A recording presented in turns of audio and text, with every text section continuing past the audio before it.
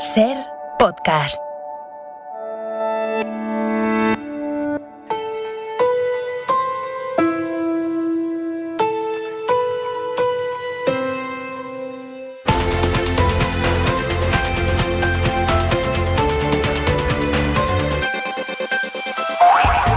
Pleno en el Ayuntamiento de Ceuta, una ciudad que acaba de vivir una situación muy tensa, con todas las autoridades trabajando para resolver cuanto antes la emergencia. Pues han tenido que suspender ese pleno a gritos entre ultras y populares tras una intervención de Vox contra diputados musulmanes calificada como racista por el PP. Es que... Y déjenme... ¿Usted no tiene vergüenza? ¿No tiene vergüenza? Pues nada, no la tiene usted. No se puede con este tipo de... Pues váyase, hombre, si no puede. Pues si no puede, venga, también, siga más. Venga, más, un poco más. Se levanta la sesión. Claro que sí. Pues vete de aquí, hombre, pues dimite. Si no puedes aguantar la forma, dimita. Vete de aquí, que es la frase fetiche de Vox. En Andalucía, Vox también ha tumbado la nueva ley del suelo en venganza por haber aceptado la Junta acoger 13 menores de Ceuta.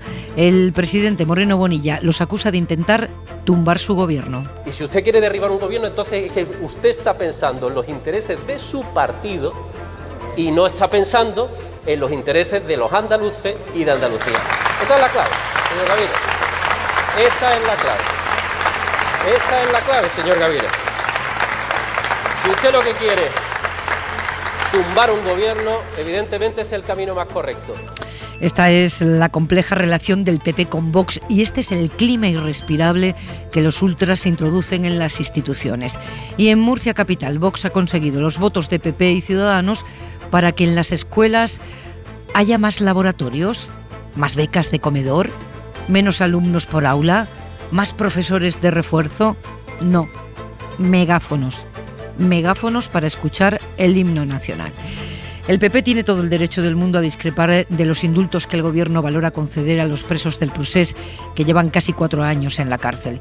También tiene la obligación, por cierto, de decir qué alternativas políticas defiende para una comunidad que vota lo mismo elección tras elección, salvo por el detalle de que los populares pierden votos elección tras elección. Tiene todo el derecho del mundo a discrepar, pero tiene que elegir el modo y el tono en un asunto que exige la máxima responsabilidad por parte de todos. Que le pregunten, si no, a su presidente en Ceuta a dónde conduce en este momento excitar más la polarización extrema. Pepa Bueno. En la cadena SER, hora 25. Y en la mesa del análisis, Miguel Sebastián, profesor de análisis económico de la Universidad Complutense de Madrid. Buenas noches. Buenas noches, Pepa. Isabel Morillo, periodista del Confidencial. Buenas noches. Hola, muy buenas noches. Y Xavier Vidal Folk, periodista del País. Muy buenas noches. Muy buenas noches. El día en 2 minutos, Aimar. La Audiencia Nacional ha condenado a penas de entre 53 y 8 años de cárcel a los 3 únicos miembros que quedan vivos de la célula yihadista que atentó en Barcelona y Cambrils hace 4 años. Los condenan por organización terrorista y por tenencia de explosivos, pero no por los crímenes en sí. Quedan absueltos de los homicidios porque no estaban allí. En hora 25 estamos escuchando el testimonio de Miguel, víctima de aquel atentado. Para poder dormir, sigo tomando medicación, 4 años que va a hacer. Cuando se me habla de la sentencia, es que me da igual, va a devolver a los que fallecieron. Él estaba en la Rambla con su hija cuando la furgoneta arrasó con todo, todavía la escucha en su cabeza. Nunca puedes cerrar. Gente que no puede salir de su casa porque escucha el escape de un coche un poco fuerte y empezamos a temblar, o escuchas gritos, o escuchas un motor revolucionado. Porque eso sí, el motor lo sigo teniendo metido en mi cabeza. España ha confirmado hoy 33 muertes más por coronavirus, la incidencia baja un punto, y el Ministerio de Sanidad en pleno pulso con algunas comunidades para que se recomiende Pfizer como segunda dosis para los menores de 60 que tuvieron la primera de AstraZeneca. En mitad de ese pulso, hoy Sanidad ha difundido que en España han muerto 4 personas por trombos derivados de la vacuna de AstraZeneca y reconoce que ha cometido errores en la comunicación de este asunto, no el de los trombos, sino el de la segunda dosis de los AstraZeneca. En el Congreso, Villarejo esta tarde sobre la Kitchen. El propio el señor Rajoy contactaba conmigo. Le puedo decir que había un teléfono de contacto, le voy a decir los primeros números, 650 y termina en 10, en donde en ocasiones por mensajes me preguntaba cosas además del circuito oficial. Y Marruecos ha vuelto a apretar hoy en su pulso diplomático a España. Dice el gobierno marroquí que toma nota y actuará en consecuencia porque se han sentido ofendidos por las declaraciones que ha ido haciendo la ministra española de Asuntos Exteriores a raíz de la crisis de Ceuta. Dicen que actuarán en consecuencia.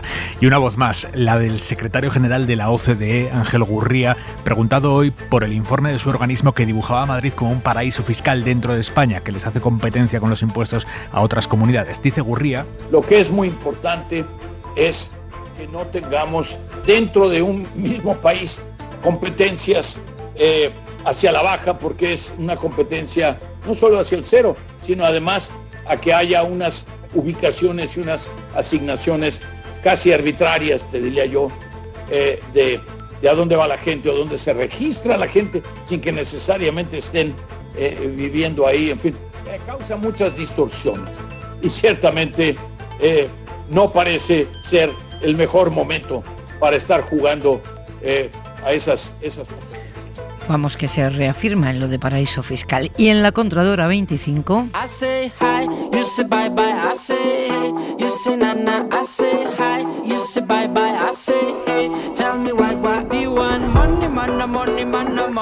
Manuel Javois, buenas noches. Hola, buenas noches. Te quejarás cómo te recibimos, ¿eh? Sí, joder. Casi da pena hablar, casi da pena hablar. Sabes que la petición de una playlist con estos temas es recurrente. Lo sé. Ah. Lo sé. Habrá que hacerlo algún día. Oye, que se va Zidane, que es la segunda vez que os deja huérfanos a los madridistas. Sí, a mí ya me gusta pensar que se va para poder volver.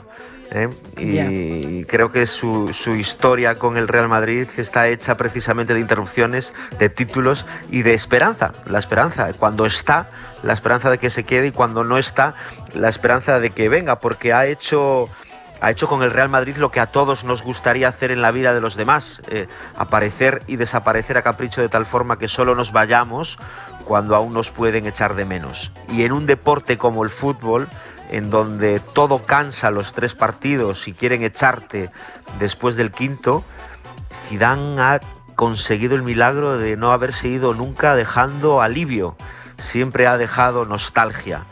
Teníamos que haber sospechado que el tipo que hacía arte con solo caminar por el campo y por la banda también haría lo mismo caminando hacia la calle. Dan ganas, a mí me dan ganas, querida Pepa, de que se vaya todos los años. Ojalá pudiera irse todos los años, porque eso significaría lo que significa.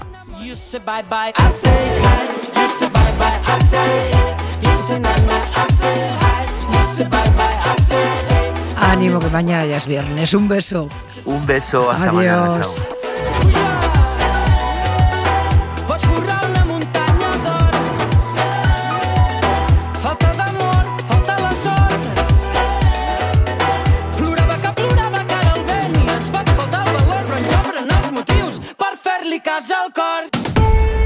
Hora 25. Pepa Bueno. La vida política española solo vive en el monocultivo. Cada semana un apocalipsis. Esta semana y probablemente muchas más, los indultos. La evidencia de que el gobierno los va a aprobar ha reactivado el bulle-bulle interno, que es marca de la casa en el PSOE. Han salido varones y baronesas con opiniones diferentes por territorios. En contra de los indultos, Paje, presidente de Castilla-La Mancha. Con muchas reticencias, Vara, presidente de Extremadura. A favor, Chimo Puig, presidente de la Comunidad Valenciana, y Francina Armengol, presidenta de Baleares. Inma Carretero, buenas noches. ¿Qué tal, Pepa? Buenas noches. Y quienes efectivamente tienen que tomar la decisión, ¿cómo valoran este estado de opinión interno? Bueno, esta tarde ha comentado en el Congreso el propio director de gabinete del presidente del Gobierno, Iván Redondo, que en esta crisis catalana se necesita un liderazgo valiente, y lo que llevan haciendo en el Gobierno toda la semana es desplegar sus argumentos claramente favorables al indulto. Los ministros Juan Carlos Campo y José Luis Ábalos, el primero titular de Justicia y el segundo secretario de Organización del PSOE, están teniendo una intensa presencia en los medios de comunicación con este propósito, y esta tarde quien ha respondido a las voces críticas del PSOE ha sido la portavoz del Gobierno, María Jesús Montero. Somos un partido plural, un partido democrático y que respetamos todas las posiciones que se puedan trasladar, pero esto es una prerrogativa del Consejo de Ministros y le corresponde al Consejo de Ministros velar por el interés general y adoptar las decisiones que entienda que mejor preservan ese interés por la concordia. Ayer los dirigentes territoriales del PSOE fueron prudentes en público, no hicieron declaraciones, pero hoy sí que hemos oído ya posiciones diametralmente opuestas, como las de Ximo Puig, presidente de la Comunidad Valenciana, y Emiliano García Paje. Yo creo que no hay otra vía que la cooperación, que el diálogo, que el reencuentro. Pienso que el Gobierno tiene que analizar la situación política. A mí lo que me gustaría es que no se entrara en una deriva de mayor confrontación, de mayor frentismo. Profunda convicción de ciudadano español. También, si me lo permiten, desde mis convicciones socialistas, deseo con todo mi alma y con toda mi fuerza que no se tome esa decisión. Más que una medida de gracia, me parecería una enorme desgracia, sinceramente. En Ferraz contaban con el desmarque del presidente de Castilla-La Mancha, ya lo avisaron ayer los suyos, pero ha sorprendido más, por ejemplo, que lo haga O'Donnell Orza, miembro de la Ejecutiva Federal, que ha escrito en Twitter que no puede haber dudas de que los presos volverán a romper la ley y que esto va a pasar factura al presidente. En definitiva, ha expresado Pepa en público lo que muchos rumian en privado, pero que no cuentan en público para no dañar al Gobierno. Fuentes de la Moncloa dicen que si algo demuestra toda esta preocupación por el coste político que puedan tener los indultos para el PSOE, si algo demuestra, dicen, es que Sánchez se está guiando por los intereses generales y no por el interés del partido, y que ahora lo que se proponen es argumentar bien los expedientes, argumentar bien esa utilidad pública de los indultos. Inma, gracias. Gracias, buenas noches. Anoche escuchábamos a Felipe González en contra de los indultos y hoy hemos escuchado a José Luis Rodríguez Zapatero a favor y pidiendo además apoyar a Sánchez, como el PSOE ha dicho ha apoyado las decisiones difíciles de otros presidentes. Todos los compañeros del partido apoyamos a Felipe González en decisiones difíciles. Me gusta que esa escuela prevalezca. Esta decisión puede ayudar de manera significativa a lo que todos los españoles de bien queremos, y es que las cosas estén mejor entre Cataluña y el conjunto de España, que el independentismo pierda fuerza y que el diálogo se recupere. Y mientras la oposición se moviliza por tierra, mar y aire, el PP ha pedido la comparecencia del presidente en el Congreso. Ciudadanos ha convocado ya una manifestación. Vox dice que llevará al Consejo de Ministros a los tribunales, aunque el repertorio argumental no cambia. Traición, venta de España, demolición de la patria. Mariela Rubio, buenas noches. ¿Qué tal? Buenas noches. Sí, Casado ha hablado hoy, de hecho, de una de las situaciones más graves vistas jamás en democracia. Situación por la que Sánchez debe dar explicaciones de inmediato en el Parlamento. Para ello han solicitado la celebración de un pleno monográfico para hablar, decía Casado, del autoindulto con el que se quiere prolongar artificialmente la legislatura. Que el Gobierno alarga la legislatura artificialmente. Esto es gravísimo, que quien habla de una ley como castigo, que no cree un sistema democrático, y eso es gravísimo, es de lo más grave que yo he visto en democracia. Hablaba así el líder del PP en un acto junto al expresidente José María Aznar. No aceptar como normal la destrucción paso a paso de las bases del sistema constitucional y democrático. El PP presentará mociones en todos los ayuntamientos, pero insiste en que no se sumará a las movilizaciones convocadas por otros partidos como Ciudadanos, que ha llamado hoy a las calles a una concentración el 11 de junio en Barcelona frente a la delegación de Gobierno, Edmundo Val. Para reclamarle al presidente del Gobierno que no conceda los indultos, que respete, que ampare la dignidad del pueblo español frente a esa posible afrenta. Y por su parte, Vox hoy ha anunciado que no solo recurrirá a la justicia los indultos, sino también, si esta vía no prospera, pretende llevar al Consejo de Ministros ante los tribunales. Y todavía no hay indultos, pero parece, Xavi Vidal Folk, que lo sabrá. Sí, ¿qué otra cosa hay que hacer? Lo cual no quiere decir que sean completos, totales. Ya. No pueden serlo ya. No pueden serlo ya, porque tienen el informe en contra del Tribunal Sancionador, no pueden ser totales. Efectivamente. Y además, seguramente es conveniente, digamos, que la cuestión de la inhabilitación se conceda simplemente a condición, como prevé la ley de indulto de 1870, a condición del cumplimiento de algunas condiciones de respeto, actuación con respeto total al ordenamiento jurídico. Vamos a ver, este asunto o lo miramos desde las tripas, y yo también podría mirarlo desde las tripas, como uno de los miles y miles de ciudadanos catalanes especialmente perjudicados por el procés, o lo miramos desde la inteligencia, desde el respeto, desde el no utilizar palabras gordas, ¿no? Entonces, esto de que lo volverán a hacer, bueno, lo volverán a hacer. En los últimos años no ha habido incumplimiento ninguno, no ya de los que están en la cárcel, sino de el único incumplimiento notorio que ha habido de la ley ha sido el del presidente Quim Torra, y ha sido destituido como presidente. Es decir, vamos a ver, tan poca confianza tenemos en la eficacia de nuestra democracia, que ganó al proceso de, digamos, de reversión de esta democracia, como para que ahora, digamos, no podamos utilizar todos los instrumentos de esta democracia. ¿Qué otros instrumentos se piensan utilizar? Deberían convencernos, ¿no? Los que están sinceramente en contra de los indultos, ¿qué otros instrumentos tienen para acabar con el principal nutriente del procés, que está en decadencia, y de la fractura de la sociedad catalana? ¿Qué otros instrumentos, aparte de las medidas de gracia y de las de medidas de diálogo, tienen? ¿O es el no hacer nada como hicieron otros gobiernos? Luego se dice, bueno, dice con muy estentorio, dijéramos, el señor Casado, que lo más grave que ha sucedido en la democracia. Yo creo que lo más grave que sucedió en la democracia española fue el golpe de Estado del coronel Tejero, el general Armada y el general Milans del Bosch.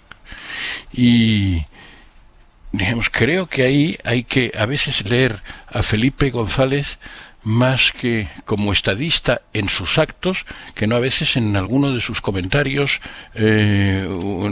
Los actos son los que prevalecen. En 1988 al general Armada se le dio el indulto total. Le faltaban 19 años de cumplimiento de cárcel. 19. 6 más de la condena a Junqueras. Fue condenado por un delito no de sedición, sino de rebelión militar. El general Armada, condenado a 26 años, es decir, al doble, exactamente al doble que al señor Junqueras. Felipe González lo indultó en 1988, el 23 de diciembre, y hizo muy bien, y no hubo ninguna propuesta, no hubo ninguna protesta. ¿De qué entonces? ¿De qué, de qué estamos hablando? Sobre todo porque este indulto beneficia más a la convivencia democrática en Cataluña. Es que hay que pasar algún día por Cataluña, porque más que de lo que beneficia a los presos, porque es el único elemento esencial que, digamos, que nutre, ya digo, al proceso, ¿no? Espera, Xavi, que quiero escuchar a los demás. Miguel. Pues fíjate que yo he empezado el día dubitativo, pero a medida que he ido avanzando el día y he estado leyendo y escuchando, me he convencido más a favor de que esto puede ser una buena medida, y me explico.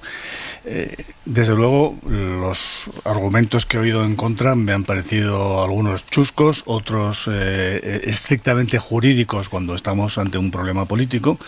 Evidentemente hay argumentos jurídicos potentes, pero no hay que ignorar el problema político. Y luego, claro, es que es verdad un poco lo que dice Xavi, que este es un problema muy difícil, y no se va a resolver fumándose un puro, como hacía alguien, ¿no? Fumándose un puro esto no se resuelve. Claro, se resuelve asumiendo riesgos. Entonces es verdad que esto es un riesgo. Eso yo creo que lo tenemos que reconocer. Esto es una decisión difícil y arriesgada, pero yo creo que es un riesgo que hay que tomar. Y luego, claro, cuando he leído más recientemente a la presidenta de la Asamblea Nacional Catalana diciendo que el indulto les desarma a los independentistas, ahí ya sí que me he convencido plenamente de que esto hay que hacerlo y que esto es una buena idea. Isabel Morillo. Pues mira, desde Andalucía, que sabéis que hay un PSOE clásico, como yo digo, un PSOE lleno de clásicos que en muchas ocasiones difieren en gran medida de Pedro Sánchez. Yo hoy he tenido oportunidad de hacer una ronda de llamadas con mucha gente que son dirigentes que a lo mejor no están en primera línea, pero que han sido voces muy importantes en el PSOE, y lejos de encontrarme una actitud de indignación hacia Pedro Sánchez o una actitud beligerante contra los indultos, me he encontrado miedo, vértigo, la sensación clara de que hay que asumir, o sea, de que van a asumir un coste electoral, pero también un mensaje: algo habrá que hacer. Es decir, igual que te trasladan que en graneros clásicos del PSOE como Andalucía, donde los votantes a lo mejor socialistas pueden no entender del todo los indultos a los políticos presos, igualmente te dicen que el gobierno del PSOE tiene que diferenciarse del gobierno anterior del PP, que esto es un problema heredado y hay que mover fichas a favor de la convivencia y de buscar salidas en Cataluña, ¿no? Y bueno, me ha sorprendido. Esperaba, sinceramente, una posición más beligerante y yo no la he encontrado. He encontrado eso, vértigo. Pero vértigo lo reconocen en el PSOE federal también, ¿eh? Claro, no saber qué coste electoral va a tener esto, qué es lo que se están jugando, pero también el convencimiento de que alguna salida hay que dar. Piden que se medite mucho, piden reflexión, piden que se haga mucha pedagogía, que se den con mucha claridad las razones. Preocupa que por la otra parte, por la parte de los independentistas, no haya gestos. Creen que también habría que trabajarse en la mesa de diálogo, que la parte del independentismo catalán se dé cuenta que también tiene que cejar a lo mejor en una hoja de ruta soberanista o trasladar determinados mensajes, pero hay una especie de resignación de que esto es como una decisión política que hay que asumir y que hay que asumir también igualmente el coste electoral. Y públicamente los candidatos a las primarias han pasado de puntillas una vez más, pero Susana Díaz no ha hecho ningún tipo de sangre contra Pedro Sánchez, ha pedido tiempo, o sea, que se adopte, que conozcamos la decisión del Consejo de Ministros, del Gobierno, y en función de eso opinará. No ha hecho ningún tipo de discurso público en la línea de Paje, como algunos decían. Y Espadas pues ha dicho que hay que esperar a las razones profundas que ofrecerá el Consejo de Ministros, que está convencido que serán razones dentro de la legalidad. En fin, lo típico, no han dado muestras de que van a hacer de esto una guerra en las primarias socialistas, vamos. Porque del lado independentista, Xavi, ¿hay alguna posibilidad de que haya un gesto que ayude al desgaste que va a sufrir el gobierno? Yo creo que un gesto es... Mira, la principal novedad que hay con el nuevo gobierno de la Generalitat es su presidente. Es decir, hay un programa que es bastante inaudito, entre otras cosas, pero no solo por los temas territoriales y tal, sino también porque no se sabe si están a favor de subir, bajar o mantener los impuestos. No hay ni una sola palabra en 46 páginas sobre los impuestos. Pero dentro de toda esta situación, lo mejor que hay, y quizá no es mucho, pero es un cambio esencial para el funcionamiento solo del clima. Ha cambiado el clima en Cataluña. No hay un presidente ahora azuzando a la gente. No hay un presidente diciendo, que está haciendo la confrontación con el Estado. Hay un presidente que dice, defiende sus ideas, digamos que son las de mucha gente de Cataluña, legítimas. No es de toda Cataluña, ni siquiera no lo ha sido en conjunto de su mayoría social en todos estos años. Y esto es algo importante. Por ejemplo, su actitud, por así decirlo, laica respecto a los indultos, cuando él defiende una cosa que es bastante inviable constitucionalmente, que es la amnistía. Entre otras cosas, no solo es inviable inconstitucionalmente, sino que las amnistías se dan cuando se pasa de una dictadura a una democracia. Si se trata de hacer el paso a la inversa, quizás no estaríamos a favor, ¿verdad?, de pasar de la democracia a una dictadura. No, las amnistías es cuando es un borrón y cuenta nueva del ordenamiento anterior, ¿no? Porque no es que cancelen la pena, es que borran el delito, ¿no? Entonces, la actitud entonces de Aragonés diciendo, oiga, no me voy a oponer a todo lo que a todo lo que pueda mejorar la situación de estos colegas suyos, ¿no? Bueno, pues esto es muy importante porque es lo del paracetamol, o el ibuprofeno, el antiinflamatorio. Esto es decir, bueno, es reconocer en el fondo que una vez se han producido estos indultos será muy difícil, como también decía ahora Miguel, de la presidenta de la Asamblea Nacional Catalana, será muy difícil volver a excitar, volver a dividir y volver a apelar a los sentimientos radicales de la gente un poco desconcertada para misiones imposibles, ¿no? ¿Y qué podemos esperar de la oposición? Porque escuchando los argumentos de estos días es fácil recordar aquel tiempo en el que intentar acabar con ETA también fue cosa de traidores. Esos eran los argumentos populares cuando Zapatero emprendió reformas territoriales y sobre todo cuando intentó, como todos los gobiernos, por otra parte, negociar el final de ETA. Óscar García, buenas noches.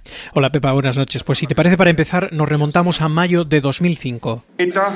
Zapatero pide en el Congreso el apoyo de los grupos para dialogar con ETA si la banda deja las armas. Pero la política puede contribuir al fin de la violencia.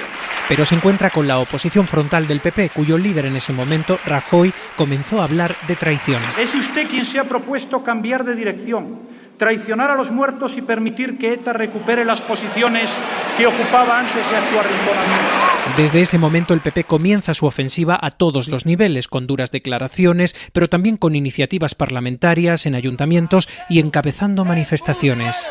¡Zapatero!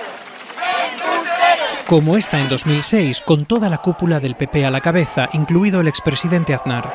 Que el presidente del Gobierno, ya que no quiere explicárselo al Partido Popular, le explique al conjunto de los ciudadanos españoles sus objetivos y su Meses estrategia. después, Zapatero anuncia Que puede empezar el principio del fin. Pero el PP presiona, lo hacía así Eduardo Zaplana. Este presidente evita a las víctimas y, sin embargo, reiteradamente le tiende la mano a ETA. El 22 de marzo de 2006, ETA declara un alto el fuego permanente.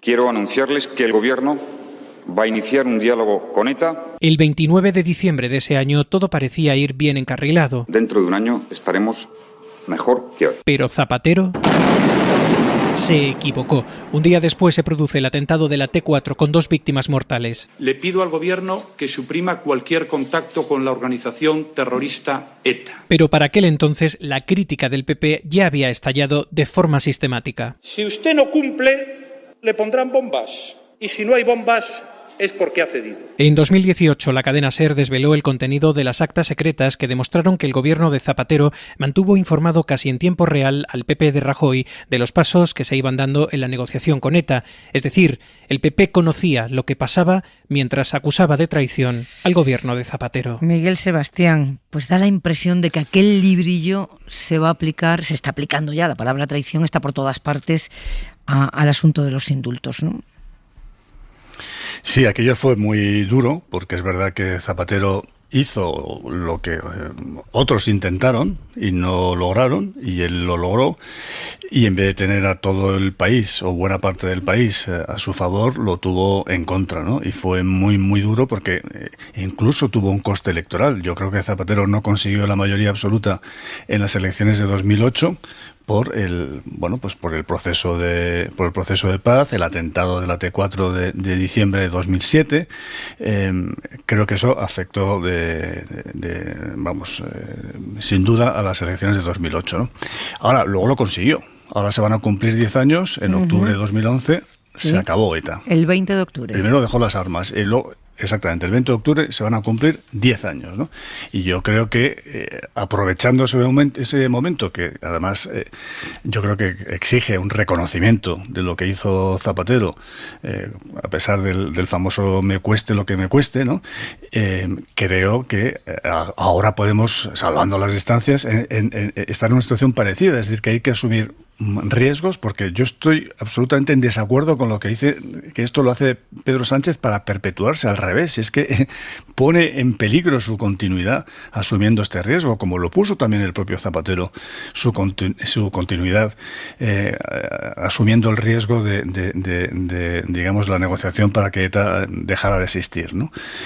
Pero claro, creo que aprovechando, digamos, ese 10º aniversario, además de poner en valor ese final de ETA, deberíamos poner también en valor que hay que asumir riesgos para acabar con el problema de Cataluña, porque es un problema de encaje, es un problema de convivencia, y que no podemos estar permanentemente con el tema de Cataluña como estábamos en el año 2017, en el 2018, etcétera. Isabel, tú que estás en una comunidad presidida por uno de los líderes más templados del PP, Juanma Moreno, ¿no? Que me imagino que discrepará, pero desde luego hasta ahora por lo menos no ha estado, ¿no?, en esa trompetería de Pablo Casado y de otros líderes populares. ¿Tú qué intuyes? ¿Por dónde va a ir la oposición? Hombre, hasta ahora no ha estado, pero yo intuyo que estará. Tenemos un consejero de la presidencia que se llama Elías Bendodo, que el martes dijo en rueda de prensa que conceder estos indultos era hacer un corte de mangas al Estado de Derecho. Ya dime tú por dónde van a ir. A partir de ahí, ¿de qué estamos hablando, no? A mí me parece que la oposición del PP se va a centrar en esto a tope. De hecho, he oído voces, no de primera línea del gobierno, pero sí de diputados del PP, que en medio de la vorágine que tenemos aquí montada política... Ahora vamos a ir a eso. Si se conceden los indultos, más a nuestro favor para convocar elecciones. Es decir, ellos lo ven con rédito electoral. Y dentro del PSOE, esta oposición tan bestia, sin sentido de Estado ninguno, lo que hace es que los que estén en contra se callen y que se cierren filas con Pedro Sánchez, ¿eh? Yo creo que si el PP no hubiera salido de una manera tan dura, a lo mejor hubiéramos oído más voces discrepantes. Claro, pero cohesiona, ¿no? Cohesiona el ver cómo está la oposición, Xavi. Sí, y yo creo que habría que pedir a todo el mundo que no se utilizase una palabra que es muy disolvente, es muy vitriólica, ¿no? La palabra traición y traidores, ¿no? Sí. Yo recomendaría mucho un libro que acabo de sacar de aquí de encima de la estantería, de Santi Vila. Lo tuvimos anoche a Santi Vila.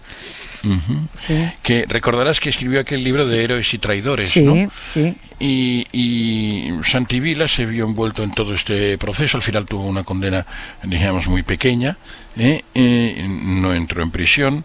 Déjame decirle a los oyentes, es conseller de la Generalitat que confió en convencer a los demás de no hacer la DUI, la declaración de independencia unilateral. No lo consiguió, dimitió y fue condenado por desobediencia. Sí.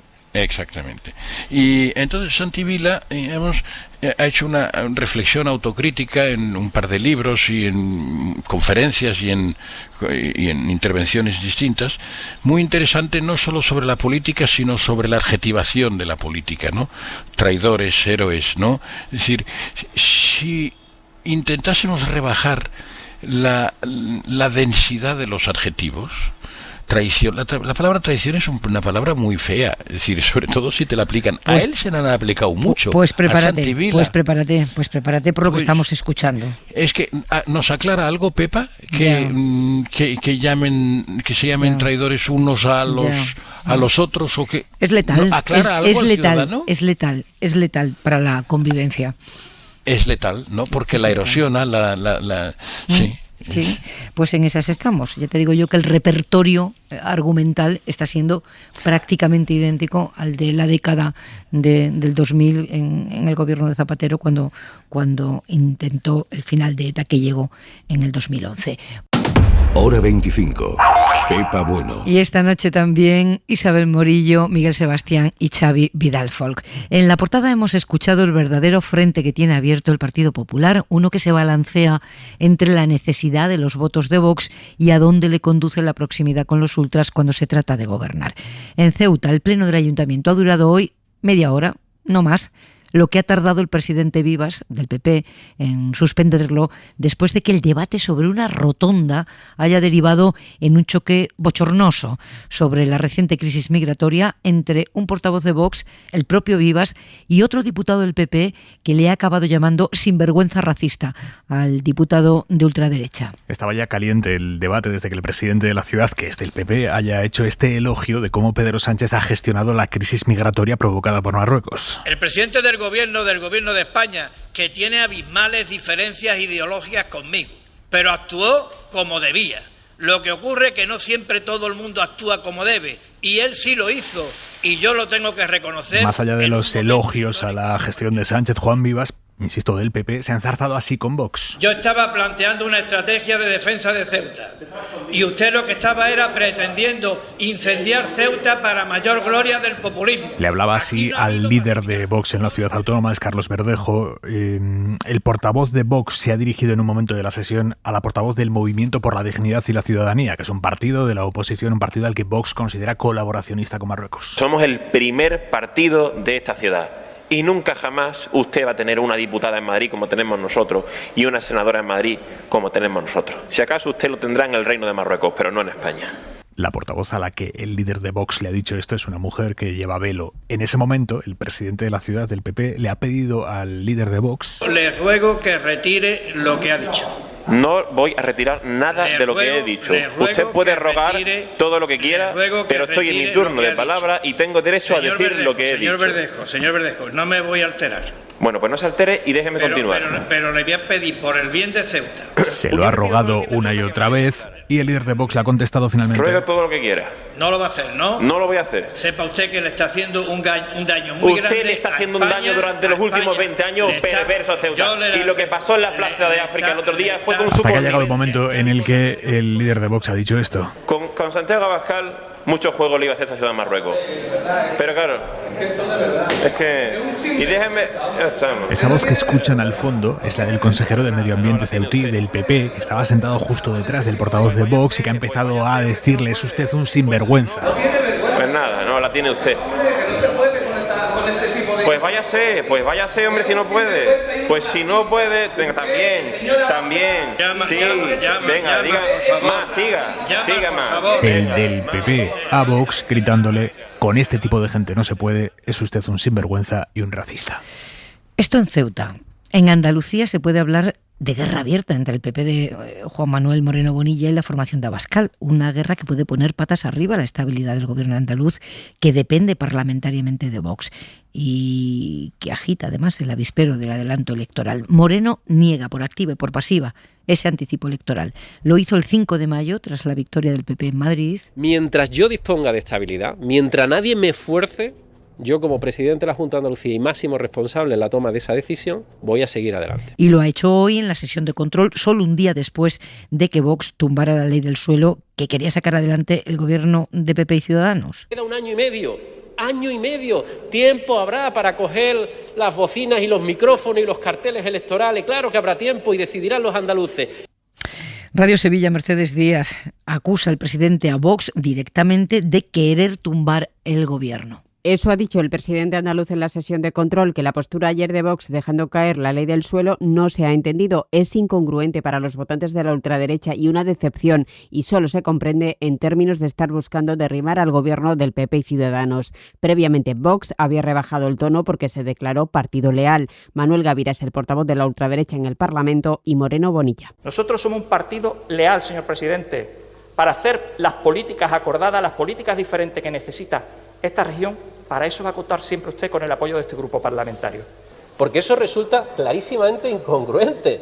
Y para muchos de sus electores, y de verdad se lo digo con todo el cariño y con todo el respeto, para muchos de sus electores que saben que esta ley era necesaria, ha sido una profunda decepción. Y además no ha sido entendible, salvo que usted lo que quiera es derribar un gobierno. Vox preguntaba al presidente por la presión migratoria en Andalucía, porque esta última amenaza de la ultraderecha, ya cumplida, llegó cuando se acordó el reparto de los menores por las diferentes comunidades autónomas. El presidente ha señalado que volverá a llevar al Parlamento andaluz la ley del suelo que ha rechazado el partido de Santiago Abascal. 13 menores, ¿no, Isabel? 13. Se había comprometido Andalucía a acoger. Es que eso es... En fin. Es tan cruel intentar convertir a 13 niños en un problema capaz de derribar un gobierno. No sé, es que da igual, si hubieran buscado otra excusa. Si mira, Vox es un partido que ayer dejó caer o tumbó un proyecto estrella del gobierno andaluz, como es la ley del suelo, que llevaban 20 meses trabajando, que durante todo el tiempo Vox había dicho que estaba totalmente de acuerdo, era revisar y cambiar las reglas urbanísticas, enmendar todo lo que había hecho el PSOE, liberalizar mucho más el suelo, o sea, en la línea en la línea económica de Vox, de la mano de los constructores, de los empresarios, de la patronal. Hasta el mismo día por la mañana o el día anterior, Vox trasladó, hasta el lunes por la noche, perdón, Vox trasladó, hasta el martes por la noche, trasladó al gobierno que no había ningún problema, que iban a permitir que se tramitara la ley del gobierno. Y sorpresa, el miércoles cambian de posición y le dan el principal revés que ha sufrido el gobierno de PP y Ciudadanos desde la investidura hace 2 años y poquito más, 2 años y medio, ¿no? El problema no es la ley del suelo, el problema es que esto es un partido jerárquico donde se toman las decisiones en Madrid, y Vox no es un partido que haya nacido para dar estabilidad a los gobiernos del PP. Mientras que el PP siga pensando que Vox es un aliado fiable, creo que les irá mal. El PP en Andalucía, por ese propio talante que comentábamos antes del presidente Moreno, que por cierto ha anunciado que tiene COVID, positivo en COVID. Sí. Desde aquí le mandamos un abrazo y que se recupere pronto. Le hemos deseado ya una recuperación prontísima, sí, a las 8. Así que bueno, que ellos creen que han estado siempre con el discurso de que hay que normalizar a Vox, hay que permitirle entrar a las instituciones, se amoldarán, pasará como con Podemos, ¿qué tiene que ver el Podemos del 15M con el Podemos de ahora? Con Vox pasará igual. Y no está pasando igual, no está pasando, porque cuando han hecho su cálculo electoral han visto que en Madrid estaban a la baja y que necesitan foco y pegar un zapatazo y forzar unas elecciones en Andalucía. Se les ha olvidado todo lo que han aprendido o todo lo que han colaborado en estos 2 años, ¿no? Que es verdad que han facilitado 3 presupuestos autonómicos. O sea, que tú le ves posibilidades a un anticipo electoral, Isabel. Yo creo que si Vox sigue en la misma línea que vimos ayer, el gobierno andaluz no va a resistir, por mucho que Juanma Moreno quiera aguantar, no va a resistir más allá de noviembre. Es que es imposible. Es que ayer se vio claro, Vox iba a una estrategia de acoso y derribo. Y hombre, acoso y derribo se aguanta una vez, pero muchos meses seguidos al final debilita al gobierno y el cálculo que hará el presidente, entiendo yo que se hará convocar. ¿Qué pasa? Que es que Vox también es un partido errático, da una de cal y una de arena. Ayer vimos la cara más dura, y hoy lo contaba Mercedes Díaz, hemos visto un partido que prometía lealtad y que ha frenado una comisión de investigación al gobierno andaluz por un tema de unos contratos exprés que les ha tumbado el Tribunal Superior de Justicia de Andalucía, que ahí sí que le podría haber hecho daño al gobierno y ahí sí que podría haber puesto al gobierno de Moreno Bonilla contra las cuerdas, pero hoy no. Hoy han decidido que alineaban sus votos con PP y Ciudadanos para frenar esa comisión de investigación. No sé, de verdad, un partido que se mueve desde luego con unos intereses electoralistas, tanto rollo de patriotismo, de principios, y no tienen principios ninguno, van a lo que van, y el PP o espabila pronto o de verdad que con Vox es que no se puede ir de la mano, no es un socio fiable, más allá de la extrema derecha, de que son ultras, por supuesto, pero es que ni siquiera para dar estabilidad no es un partido consolidado, no tiene principios, no son fiables. Esta es una de las asignaturas que tiene por delante el Partido Popular, la de establecer, Xavi, su relación con Vox, cuál sea su relación con Vox, sabiendo también que son los únicos, los populares, que pueden poner pie en pared, ¿no?, frente a los desvaríos de los ultras. Es que a medida que va pasando el tiempo se va demostrando por la práctica, no solo por la cuestión ideológica y por las profecías que se hicieron hace un par de años, ¿no?, sino que por la práctica de que la práctica política de los dirigentes de Vox tiende a ser excluyente, esto de vete, o disolvente, es decir, disolvente se empieza perdiendo la educación y se acaba perdiendo el norte, ¿no? Y a mí lo que me ha gustado de esta jornada de hoy ha sido la actitud del presidente de Ceuta, del Partido Popular, ¿no? De Vivas, sí. Me parece una actitud muy seria y creo, digamos, que es un tipo de actitud que muchas veces no, es decir, que distingue entre la oposición todo lo duro que sea, dijéramos, a sus oponentes y al gobierno y a quien convenga, y la cooperación en momentos, dijéramos, de emergencia y una cierta lealtad en la oposición dura. Esto yo creo que es muy relevante y creo que hay más. Me gustaría ser optimista, creo que hay más, creo que en Andalucía también hay algo de eso, digamos, una actitud un poquito más templada frente al extremismo de la cúpula. Por ejemplo, sobre todo la cuestión de Marruecos, que es, digamos, está en el fondo de toda la cuestión de hoy, ¿no? Es decir, el señor Casado todavía va pidiendo muchas explicaciones y seguramente tiene razón y es parte de su oficio pedir explicaciones de lo que ha hecho el gobierno, de por qué, y cómo y de qué manera, pero él todavía no nos ha explicado cómo se reunió con dirigentes marroquíes el 11 de mayo, con qué dirigentes de esto. Él dice que se comprometió. ¿A qué se comprometió exactamente? ¿A qué exigencias a presentar al gobierno de su nación? Se presentó en nombre de estos dirigentes marroquíes. ¿De qué servicios o de qué partidos o de qué asociaciones eran estos dirigentes marroquíes?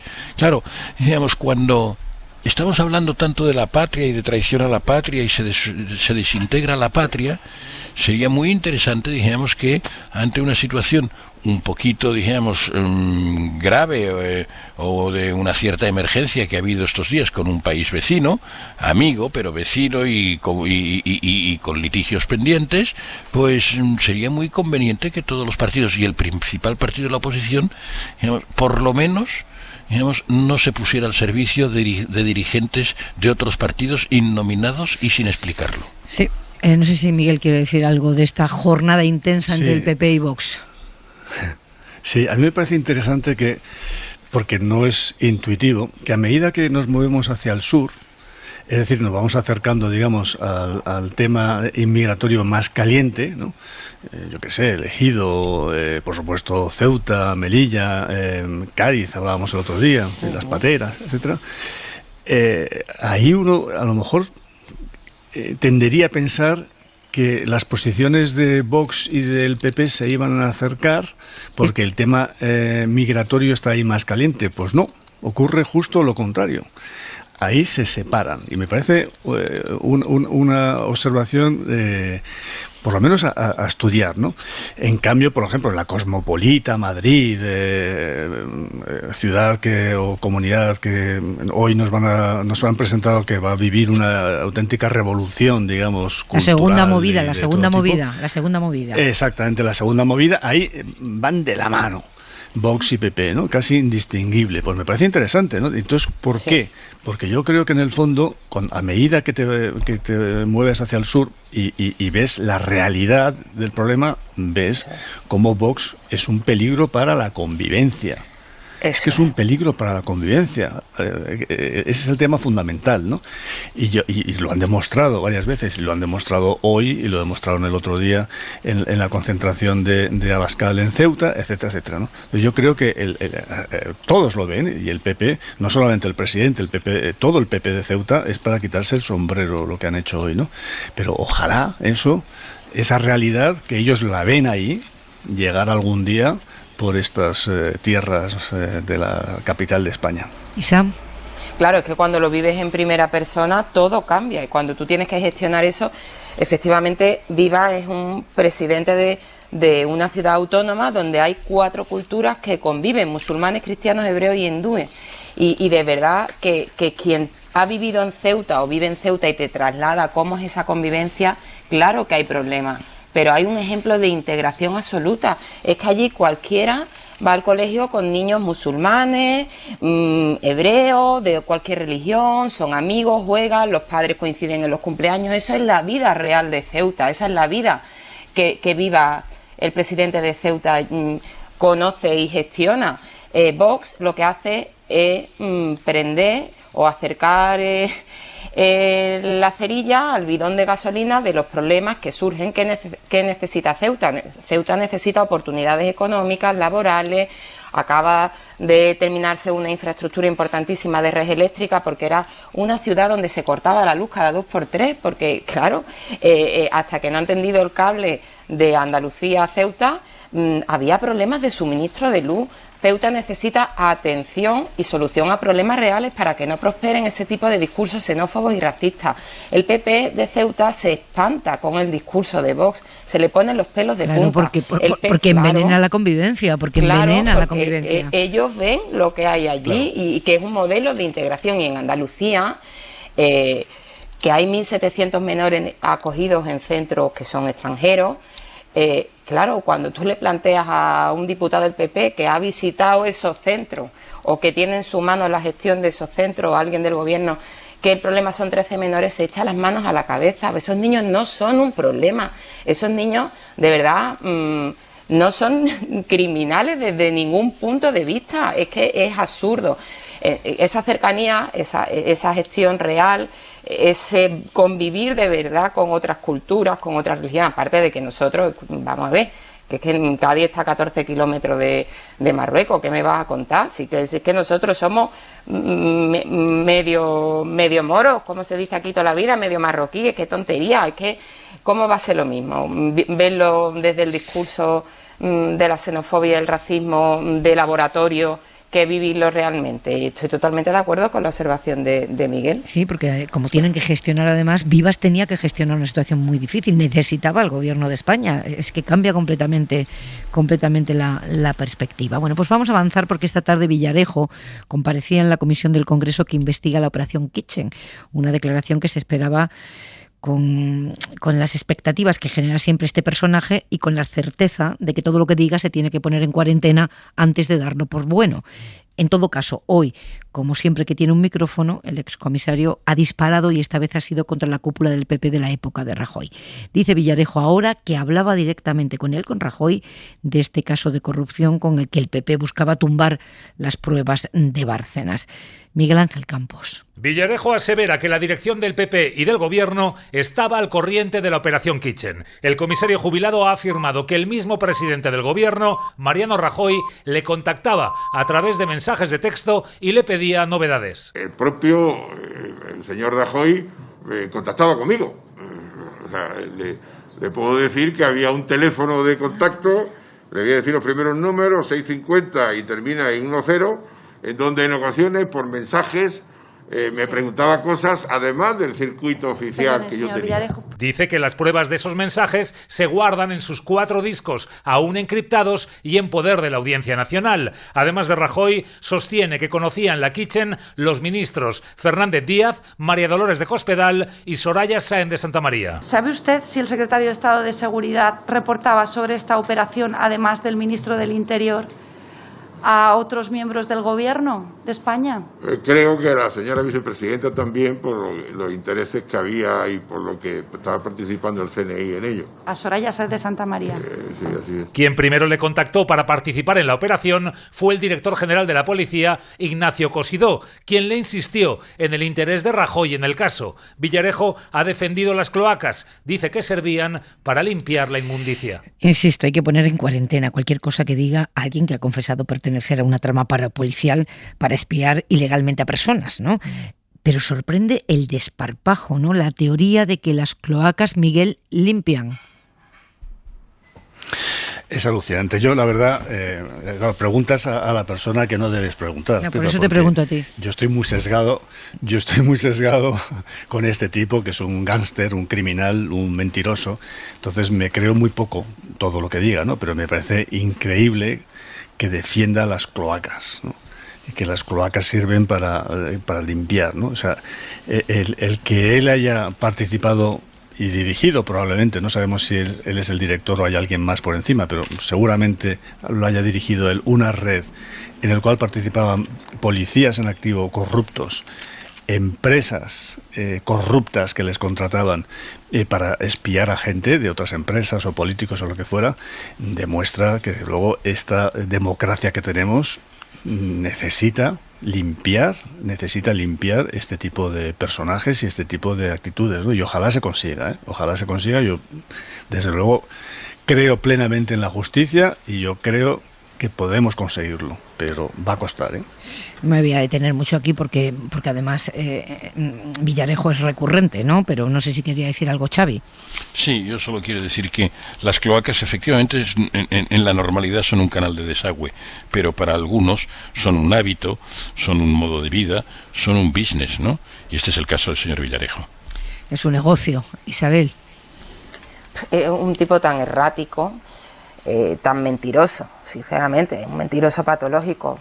Yo es que coincido plenamente con lo que han dicho mis compañeros, poco más que añadir. Pues hoy mismo en la comisión ha dicho una cosa y la contraria. Empezó diciendo que no hablaba con Rajoy después que tenía el teléfono directo y le mandaba mensajes. Hombre, por favor, un poquito de película en la cabeza, ¿no? Sí, pero se siente con esa, en fin, con ese desparpajo, ¿no? Con esa impunidad con la que durante tanto tiempo ha obrado, hasta llegar a decir eso de que las cloacas limpian. Hora 25. Pepa Bueno. ¿No os ha sorprendido el cambio de guión que se ha producido en muy poco tiempo en torno al posible origen del coronavirus? Joe Biden ha dado 3 meses de plazo a sus servicios de inteligencia para que elaboren un informe sobre el origen del virus. Es un giro de 180 grados en la política de la nueva administración de Estados Unidos. Hasta ahora había dejado en manos de la Organización Mundial de la Salud la investigación sobre cómo empezó lo que acabó siendo una pandemia. ¿Qué ha pasado aquí? ¿Por qué este cambio?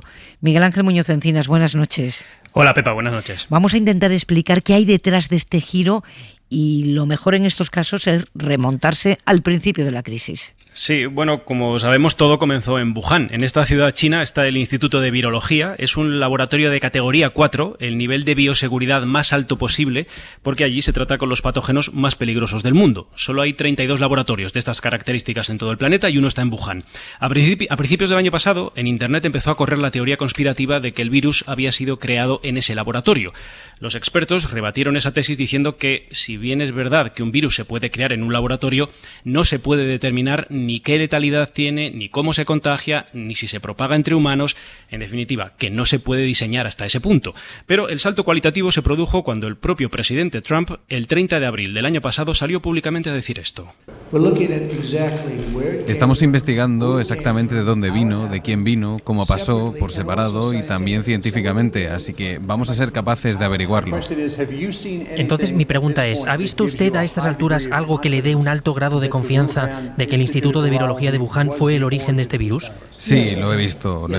¿Y qué le da a usted ese alto grado de confianza en que el virus se originó en el Instituto de Virología de Wuhan? No puedo decírselo, no estoy autorizado.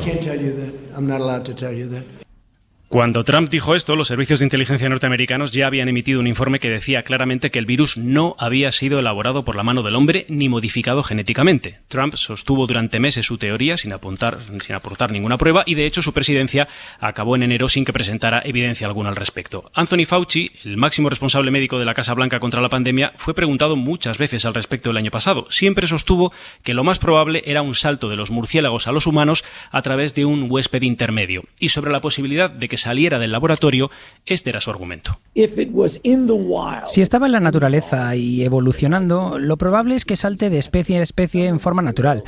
Alguien puede decir, bueno, quizá alguien lo cogió de la naturaleza, lo metió en el laboratorio y después se escapó del laboratorio. Pero eso significa que estaba en la naturaleza para empezar.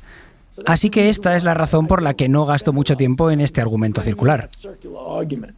En febrero de este año llegó la investigación de la Organización Mundial de la Salud sobre el origen del COVID, que concluyó que era altamente improbable que el virus saliera de un laboratorio.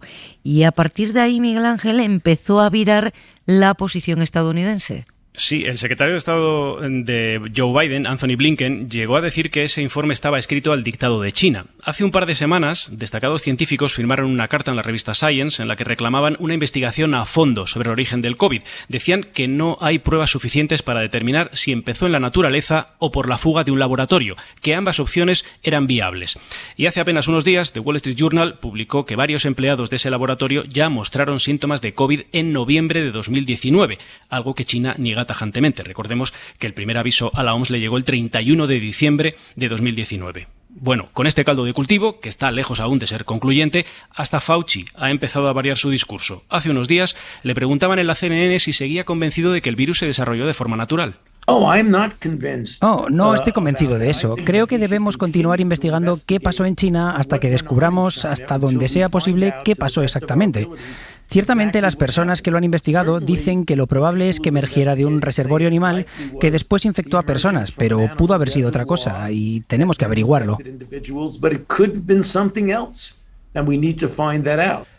Ahora Biden ha pedido una investigación a fondo a sus servicios de inteligencia. Por cierto, hace unos minutos ha dicho en Washington, cuando estaba a punto de subirse al Air Force One, que hará público el informe que ha encargado cuando se lo entreguen. ¿Qué hay detrás de este giro? ¿Por qué Estados Unidos vuelve a sospechar del laboratorio de Wuhan? Para Carlota García Encina, investigadora principal de Estados Unidos del Instituto Elcano, detrás de todo esto hay razones geoestratégicas. Biden quiere volver a colocar a su país como el gran referente mundial. Aquí hay que tener claro que Biden dijo America is back, y es back para liderar el mundo, para liderar también para hacer frente a los grandes retos globales como puede ser una pandemia, y por lo tanto entra dentro de esa lógica el redoblar los esfuerzos y para poder prever una próxima pandemia. Así que geopolítica, Miguel Ángel, muchas gracias por este recorrido. Buenas noches. A vosotros, un beso. Política interna, como sugieren también algunos analistas, acallar de una vez las teorías de la conspiración de los republicanos, o efectivamente, Miguel, geopolítica, inicio pues de una guerra fría con China, una vuelta al liderazgo mundial de Estados Unidos, porque el giro es muy llamativo. Sí que es llamativo, y además yo creo que se introduce confusión en el argumento, porque sí que es posible que ese virus tuviera origen animal, saltara al ser humano de una forma u otra, pero que luego en ese laboratorio lo estuvieran secuenciando, lo estuvieran analizando y pudiera contagiar a alguien del laboratorio, pero eso ni invalida que tuvo origen animal, ni invalida que aquello no fue, digamos, planeado y planificado, porque no nos olvidemos. Porque sería un accidente, ¿no? Un accidente. Claro, no sé, que el país más golpeado a finales de febrero por el virus era China, y la gente aquí decía, qué horror, China, 80.000. Yo recuerdo discutir con la gente cuando decía, qué horror, ahí tienen ya 60.000, 70.000 casos y 3.000 muertos, pero eso aquí no puede pasar. Claro, o sea, China fue muy golpeada en el origen del virus. Entonces yo creo que no es creíble la historia de que esto fue diseñado para, yo qué sé, extenderlo por toda la humanidad. Es que me parece una teoría realmente disparatada. Ahora, que se pudo escapar del laboratorio, a través del contagio de una persona de ahí, tal, pues es posible. Eso creo que entra dentro de lo razonable. Ahora, vincular eso a que esto fue prefabricado y todo diseñado por China, me parece geoestrategia y de un país que desde luego nota la presión de China, que ha sido muy exitosa en la lucha contra el coronavirus. No olvidemos que China ha sido de los países del mundo con menos casos y menos muertos en términos relativos a la población, y que lleva creciendo económicamente desde el verano, cuando estábamos aquí perdidos con el modelo de convivir con el virus. Ellos ya estaban en las piscinas en Wuhan, haciendo fiestas en las piscinas sin mascarilla. Entonces, claro, la geoestrategia y la geopolítica aquí juega un papel muy importante, porque el gran vencedor mundial de esta pandemia ha sido China, le moleste a quien le moleste. Y Biden todavía no ha enseñado todas sus cartas, Xavi, de la política en relación con China, ¿no? Yo no me gustan mucho las explicaciones un poco conspirativas de la historia y no me convencen mucho. Todo el mundo mató a Kennedy, ¿no?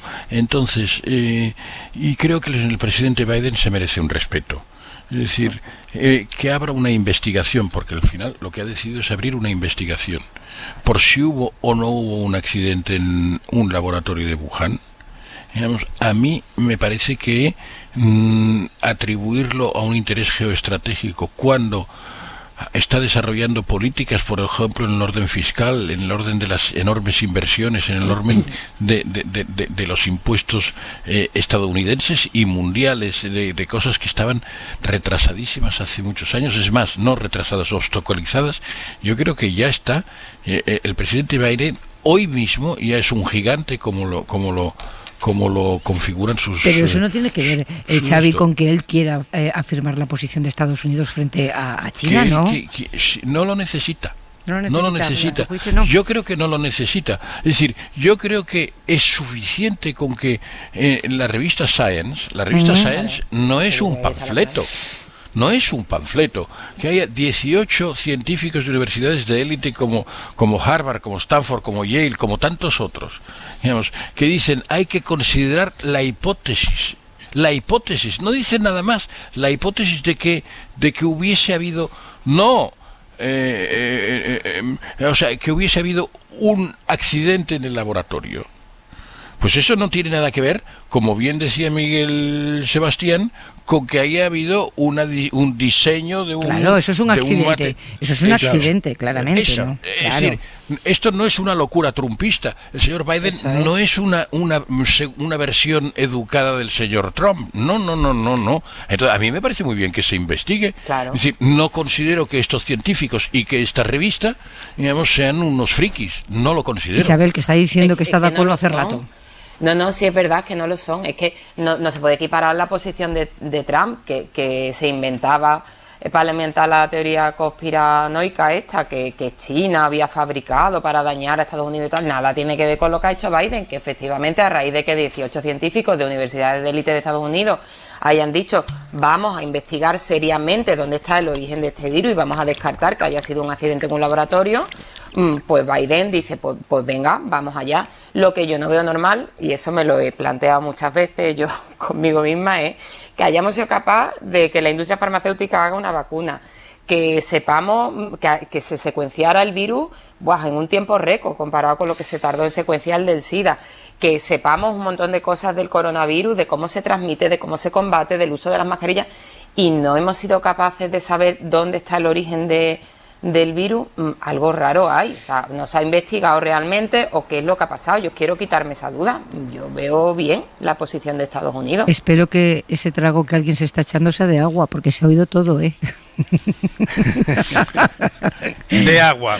Era agua. Eras tú, Xavi, confiesa. Que confiese. No, normalmente es de vino, pero hoy es de agua. No, es que se oía cantidad, ¿eh? Se oía cantidad. Lo siento, pido perdón. Era un buen chorro, digo, al oyente. Digo, si es agua, bueno, si no, el que sea se está pegando el lingotazo. Fresquita.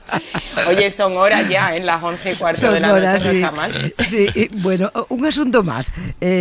Porque a mí, por lo menos, me parece increíble lo que está pasando con la segunda dosis de AstraZeneca. Vamos a ponernos en situación, Aimar. A ver, España, el Ministerio de Sanidad recomendó que los menores de 60 años que recibieron la primera dosis de AstraZeneca se pongan la segunda de Pfizer, que es lo contrario a lo que recomienda la Agencia Europea del Medicamento, que dice que se puede completar tranquilamente la pauta con AstraZeneca. ¿Qué está pasando? Que se está viendo que en esas comunidades en las que ya se ha reactivado la vacunación para esas personas, la gente está eligiendo mayoritariamente ponerse la segunda de AstraZeneca. Sanidad está que echa humo con eso. Cree que hay comunidades que están alentando a los ciudadanos a ponerse la de AstraZeneca en lugar de lo de Pfizer, que es lo que tocaría según lo que recomienda el Ministerio. Comunidades sobre todo gobernadas por el PP, Andalucía, Murcia, Galicia, Castilla y León. Les dice Sanidad, les ha dicho esta tarde a esas comunidades que no deberían plantear esto como una elección entre Astra o Pfizer, sino como un derecho excepcional para quien excepcionalmente quiera ponerse AstraZeneca, que por cierto en esos casos tiene que firmar un consentimiento. Y en mitad de este pulso, Sanidad ha decidido que era conveniente difundir esta tarde que con las vacunas de AstraZeneca que se han puesto en España, que son unos 5 millones, se han generado 20 casos de trombosis graves, 4 muertes y una quinta que está en estudio. Y que si están recomendando Pfizer es para minimizar riesgos y evitar muertes. Esto es literal lo que dice Sanidad. Miguel Sebastián, ¿qué te parece todo esto? Me solivianta ese tema. Creo que se equivoca el Ministerio de Sanidad una vez más, ¿no?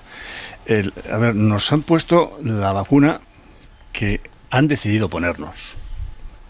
Eso es el primer punto, ¿no? Y estas vacunas tenían una secuencia de 2 dosis. Y nos lo han dicho. A mí me han puesto la AstraZeneca y me han dado un papelito que dice: dentro de como máximo 12 semanas tendrá usted la segunda dosis. Pues a la orden. En primer orden de saludo, ¿no? Posición de saludo, a la orden. Muy bien. Ahora lo que no me pueden decir es que en la segunda dosis me lo van a poner de otra vacuna con otra tecnología cuando la Agencia Europea del Medicamento ha dicho que no que es mejor que la segunda dosis sea de AstraZeneca. Y yo creo que la gente tiene mucho sentido común, y la gente sabe que es mejor no mezclar, y por tanto quieren la segunda dosis de AstraZeneca. Lo que no puede ser es que si hay algún problema de suministro, que puede ser el problema, nos inventemos algo para convencer a la gente de que se ponga la Pfizer. No, oye, si hay un problema de suministro, que se diga y que se nos explique, porque ya somos adultos, que no ocurra como las mascarillas. No, las mascarillas no son necesarias, no, tal cual, tal, porque había un problema de suministro. Entonces no eran necesarias, tal cual, tal. Luego fueron obligatorias. Si hay un problema de suministro con la AstraZeneca, que no debería haberlo porque las hemos pagado 12 millones, según el informe diario de Sanidad, 12 millones adquiridas, 12 millones de dosis. Pues que se diga, tenemos un problema de suministro. Entonces, como tenemos un problema de suministro, señores y señores, ¿ustedes están dispuestos a esperar no sé cuántos meses para tener la segunda dosis o prefieren pero que se nos explique como adultos y no se nos diga, como elijáis la AstraZeneca os vais a morir todos. Y, claro, de verdad, que no nos traten como niños, nos traten como adultos, por favor. Es lo único que pido, y creo que se equivoca el Ministerio de Sanidad muy seriamente con este tema, y sobre todo para el grupo que de los 5 millones que tenemos la primera dosis de AstraZeneca, estamos realmente un poco, por decirlo así, enfadados. Le hacía gracia a Isabel tu tono de enfado. No, además él siempre ha defendido que se ofrecía voluntario para ponerse AstraZeneca. En el mes y medio que se ha llevado el Ministerio con las comunidades dándole vueltas, si se permitía o no, siempre lo has defendido, ¿verdad, Miguel? Que tú te pondrías la segunda de AstraZeneca con los ojos cerrados. Siempre. Por supuesto. En Andalucía es que no se pide ni consentimiento informado, y yo la verdad es que lo veo bien. A mí me ponen un consentimiento informado por delante y yo no sé qué firmar. Yo no soy médico, yo soy periodista. ¿Yo cómo voy a saber si tengo que ponerme AstraZeneca o Pfizer? A mí que yo un consentimiento informado no entiendo que el ciudadano tenga que firmar.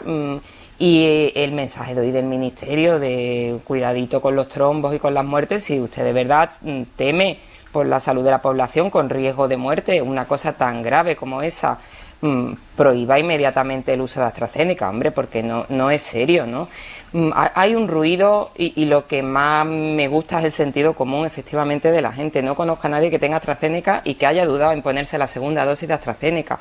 Me llama muchísimo la atención porque los medios de comunicación también a veces contribuimos un poquito a todo este ruido. Yo sí conozco gente que se ha puesto Pfizer, que ha decidido ponerse todo el mundo Pfizer. se pone AstraZeneca del tirón sin problema. Creo que hemos creado, que el Ministerio ha creado un problema que no existía.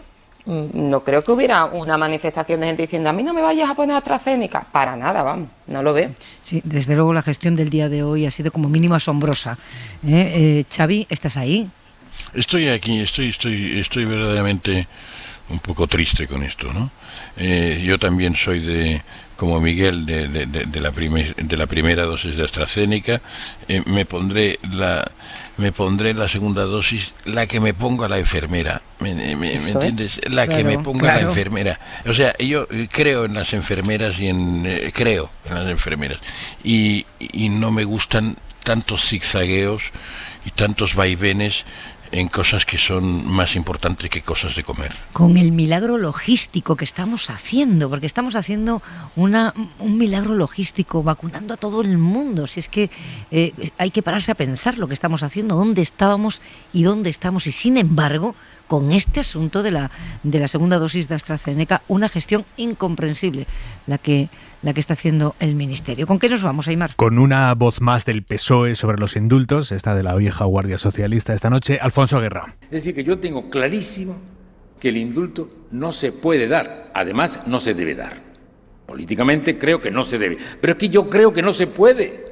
Fíjense si hay un dato revelador que apoya mi tesis. Es que este indulto, si fuera de libre disposición del gobierno, completamente arbitrario, no tendría recurso. ¿Qué va a recurrir usted si es como quiera el gobierno? Y hay un recurso, se puede recurrir después de que el gobierno tome una decisión. Es decir, que políticamente es totalmente indeseable, jurídicamente No es legal. Alfonso Guerra, sobre los indultos. Y en Estados Unidos, Biden va a presentar mañana un presupuesto de $6 billones para el próximo año, lo que va a llevar el gasto federal a su nivel más alto desde la Segunda Guerra Mundial. Wall Street did not build this country. Wall Street no construyó este país, lo hizo la gran clase media estadounidense, y esta vez reconstruiremos la clase media. Lo ha dicho Biden, promete hacerlo, reconstruir la clase media con sus dos grandes planes, el de inversión en infraestructuras y el de educación y cuidados sanitarios.